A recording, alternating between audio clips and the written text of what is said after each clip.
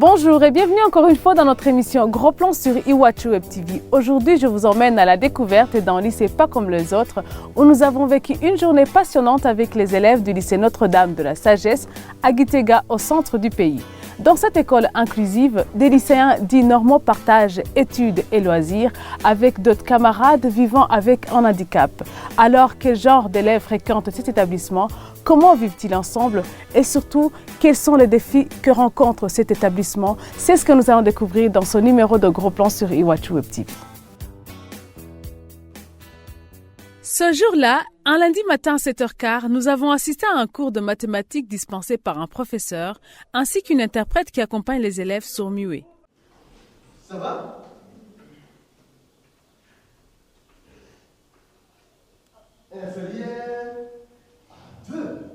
Dans cette classe de 9e, au lycée Notre-Dame de la Sagesse, les élèves sans handicap sont dans une même classe avec d'autres élèves qui sont, eux, sourds-muets, malvoyants ou vivant avec un handicap moteur. Ensemble, ils suivent les mêmes cours. La salle est calme, quelques élèves sourds-muets suivent comme les autres le cours et participent. Mais certains communiquent entre eux en langue de signes. Se posent-ils des questions en rapport avec le cours ou bien sont-ils juste en train de bavarder? Tout est possible. Jérémy Ninheretse, un élève malvoyant, était en train de lire le cours de mathématiques précédent et suivait en même temps celui qui est en train d'être dispensé. 351 617 189. Pour lui, vivre avec les autres enfants dits normaux n'est pas très difficile, mais parfois, il y a quelques élèves qui ne sont pas compatissants avec eux. Malgré les difficultés rencontrées par ces élèves malvoyants, cela ne les empêche pas de rêver. Si je pourrais terminer le cours, je souhaite que je sois le ministre de l'Éducation. C'est un travail qui est facile à faire pour le malvoyant.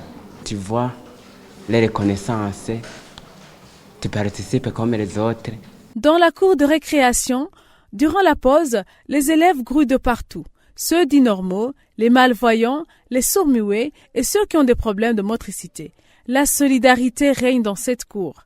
Les élèves qui ont des besoins spécifiques sont parfois accompagnés et aidés par leurs camarades. Les enfants maintenant sont devenus amis, des vrais amis même.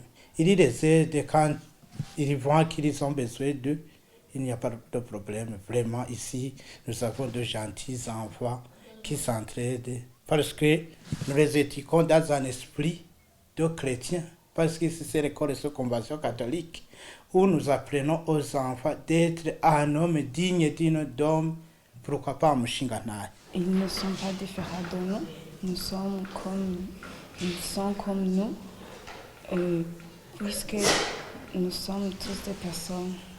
Pour l'abbé Zafireng Ndakumana, directeur de cet établissement, cette école inclusive est là pour que tout le monde ait la possibilité d'être formé.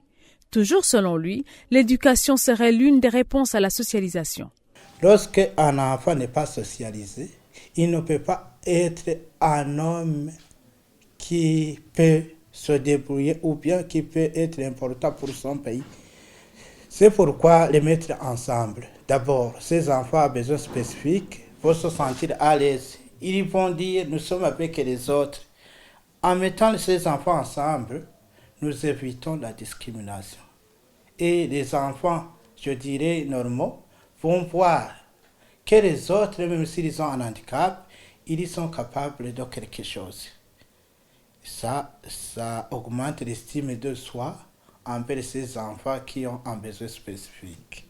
Pour Augustin Daïdze, professeur de mathématiques, enseigner dans une classe où il y a toutes sortes de handicaps n'est pas toujours évident.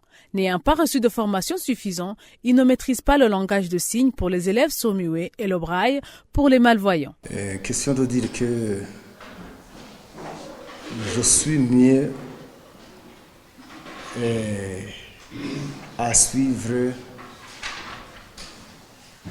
et à échanger avec ces enfants en difficulté, surtout les élèves sourds-muets. En tout cas, il me semble difficile, puisque être formé une seule fois ne suffit pas. Généreuse Hakizimana, l'interprète de tous les cours de la classe de 9e au lycée Notre-Dame de la Sagesse. Elle traduit les cours en langue de signes pour les élèves sourds-muets.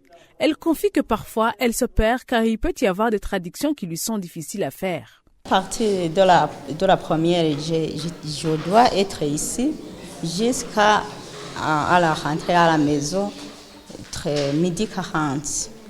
Tous les cours, je les signe parce que je suis l'interprète d'un professeur.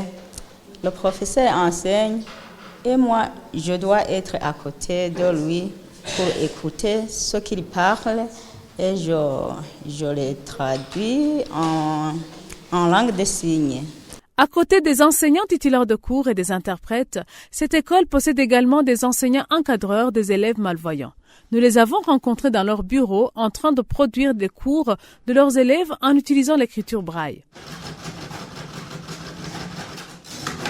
Pour ces encadreurs, la production de tous les cours n'est pas chose facile car ils n'ont plus de machines pour les aider à multiplier ces cours. Nous avons 6 classes, donc chaque enseignant s'occupe d'une classe avec tous les cours.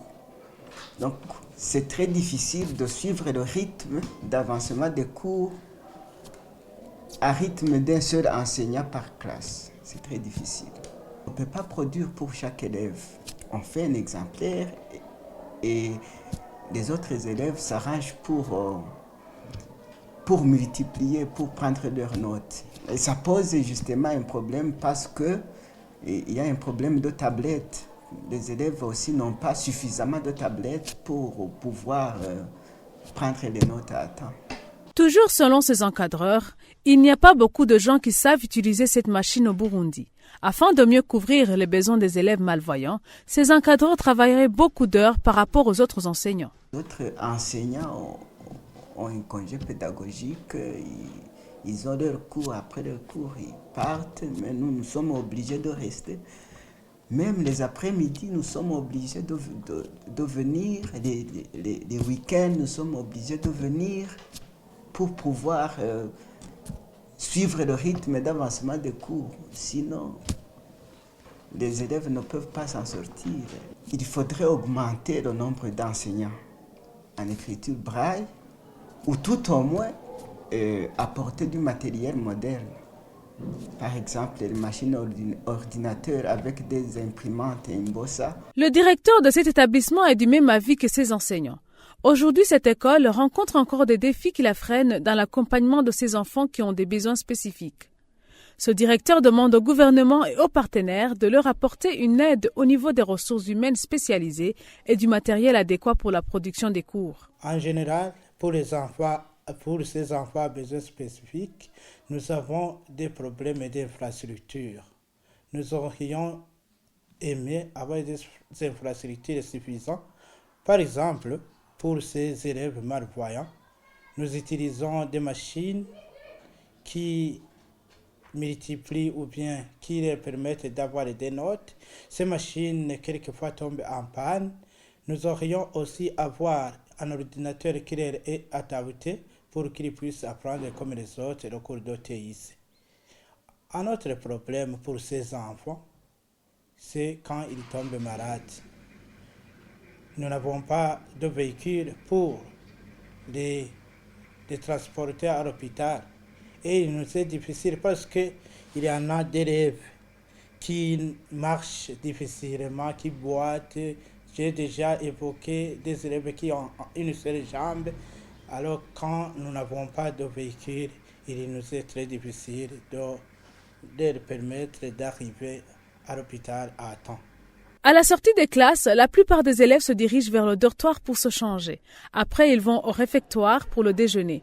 Pour des raisons pratiques, les élèves handicapés comme les malvoyants par exemple ont souvent une table qui leur est dédiée. Le taux de réussite est plus grand pour les élèves malvoyants que chez les sourds-muets. Ces derniers ont souvent le problème d'encadreurs qui ne maîtrisent pas parfois tous les cours et les interprètent mal aux élèves. C'est par ici que prend fin ce numéro de Gros Plan sur Iwatweb TV qui était consacré à une école pilote en matière d'inclusion. Il s'agit du lycée Notre-Dame de la Sagesse de Gitega. Merci de nous avoir suivis et à très bientôt.